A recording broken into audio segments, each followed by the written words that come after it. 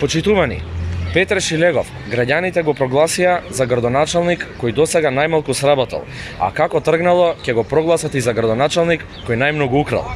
По плаќањето на адвокати со астрономски суми од касата на јавното предпријатие за водовод и канализација, градот одвои над половина милион евра за одржување на фонтаните кои подолг период не ги има пуштено.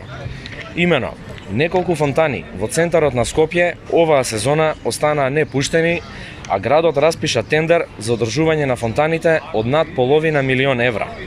Петре Шилегов, преку јавното предпријатие Водовод и канализација, на сметка на фирмата Хидротек ДОО Скопје, ќе префрли 580.000 евра за одржување и набавка на резервни делови кои властите тврдеа дека се украдени.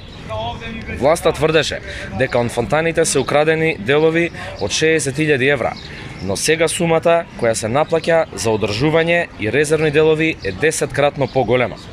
Колкава е вистинската штета која е причината и дали штетата е само изговор да се реализира милионски бизнис.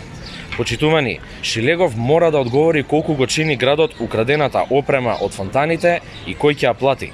Дополнително, дали зад кражбата стоеше бизнис интерес за склучување на над половина милионски договор за одржување на фонтаните. Дали зад одржување на фонтаните се крие уште една матна сделка.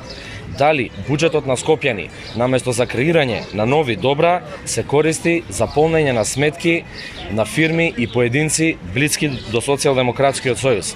Расипништвото мора да запре. Граѓаните мора да знаат каде заминува секој денар. Скопјани заслужуваат со нивните пари да се одржува и создава подобро хортикултурно уредување. Ви благодарам на вниманието.